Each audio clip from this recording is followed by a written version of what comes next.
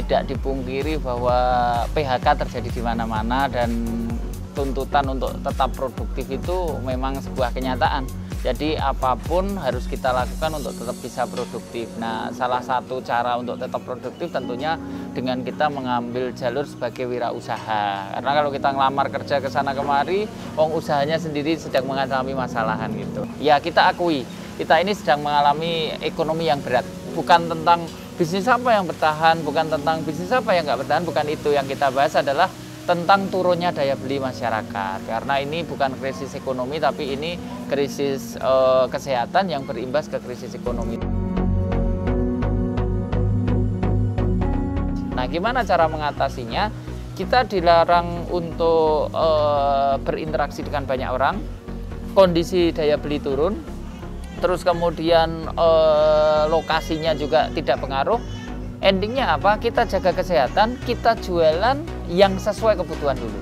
Jadi yang gaya hidup agak dikurangi, tetapi kebutuhan yang dibutuhkan masyarakat lah yang kita jual. Dan kita akan bisa melewati yang namanya resesi, ketakutan ekonomi ini kalau apa? Kalau ekonomi jalan kan, Mbak, terjadi transaksi. Jadi untuk UMKM saya selalu bilang, Bapak Ibu jangan takut, jangan takut. Selama dengan protokol kesehatan, selama mentaati anjuran dari pemerintah, terus jualan. Karena dengan Bapak Ibu jualan, perekonomian jalan. Oke, jadi bisnis itu yang sudah saya jalani sebenarnya fokusnya satu di pendidikan ya. Saya memiliki Simplifast Indonesia ya.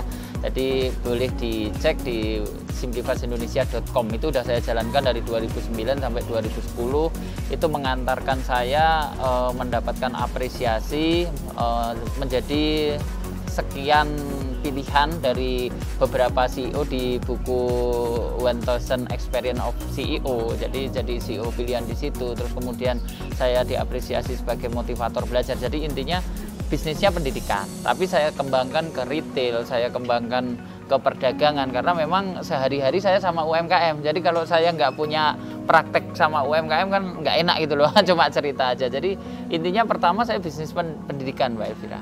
Dan bisnis pendidikan itu kalau mungkin pelaku UMKM mengatakan, karena pandemi ini omset saya terdampak, turun 30%, turun 70%. Sedangkan saya, Mbak Elvira, waktu bulan Maret kemarin diumumkan bahwa ada pandemi, itu pas tanggal 14 itu diumumkan, otomatis langsung bisnis pendidikan saya, bisnis training saya, kan pendidikan kaitannya dengan training. Kalau yang di kantor pendidikan, kalau yang di luar kota saya sering menyelenggarakan training di beberapa hotel. Begitu ada pengumuman ada pandemi, saya sudah omsetnya nggak turun lagi, Pak, tetapi langsung drop 0 rupiah.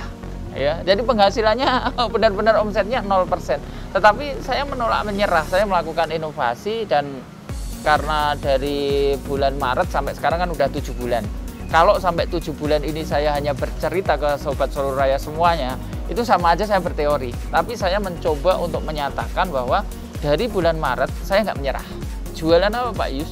Jualannya macam-macam. Waktu awal-awal ya karena pengen menggerakkan cash flow ya jualan perlengkapan kesehatan kayak face shield, kayak hand sanitizer, karena juga ya itu yang baru sambil kita meraba kondisi. Tapi 1 bulan berikutnya saya dapat apresiasi dari salah satu distributor produsen logam mulia, mendapatkan apresiasi sebagai marketing terbaik dan mendapatkan reward 3 keping logam mulia, karena penjualan saya waktu itu sebulan paling banyak itu ceritanya. Padahal baru-baru pandemi loh.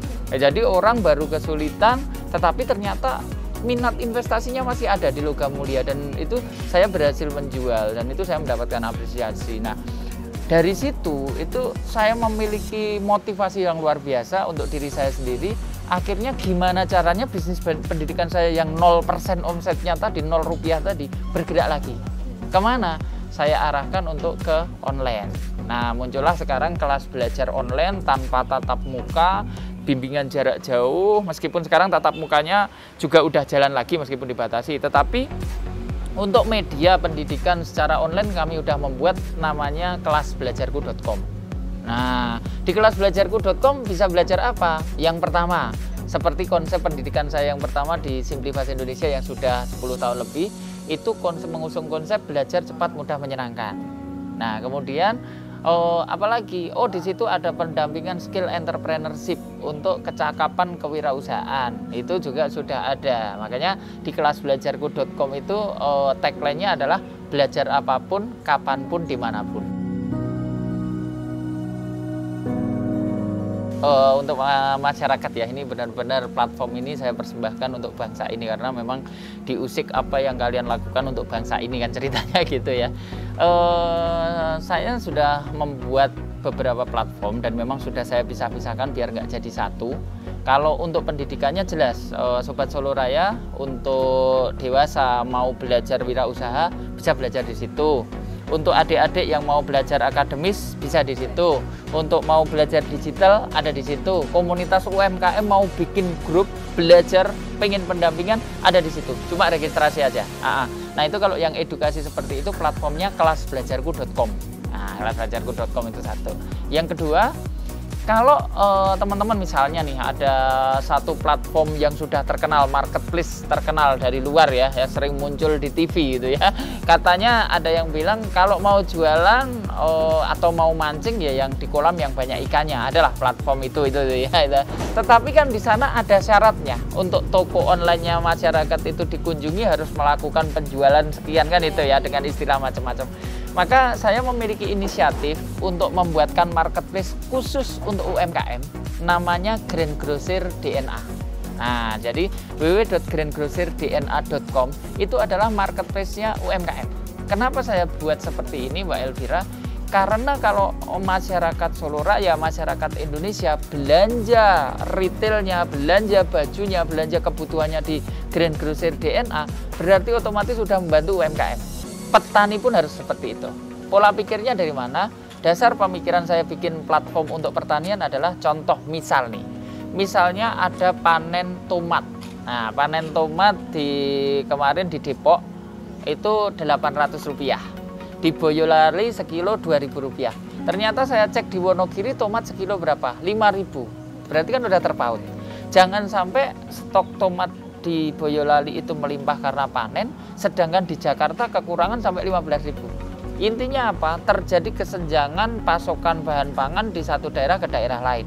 Ini diperparah dengan adanya pembatasan sosial, pengiriman barang jadi terganggu. Nah, supaya itu semua nggak terganggu, untuk menekan angka interaksi, maka kita harus membiasakan masyarakat kita, baik itu pedagang sayur ataupun penjual sayur atau si petani, menggunakan digital. Nah, saya membuat platform namanya taniaja.com, www.taniaja.com. Jadi kalau saya ditanya, platform digitalnya sudah terbukti Pak Yus? Ada. Pendidikannya kelasbelajarku.com, untuk retailnya grandgrocerdna.com, pertaniannya taniaja.com. Dan itu kalau misalnya Pak Yus, saya nggak bisa itu pendampingan yang di kelas belajarku. Saya hanya pengen motivasi belajar untuk anak saya yang cepat, mudah, menyenangkan. Ada nggak video tutorial cepat, mudah, menyenangkan dari Pak Yus untuk menghilangkan ketakutan belajar anak saya? Ada, namanya iClass.id. Nah, silahkan Sobat Solo Raya dan masyarakat yang menyaksikan acara ini adalah sebuah solusi, bentuk kolaborasi, bukan memberikan keuntungan sepihak kepada saya. Karena kenapa?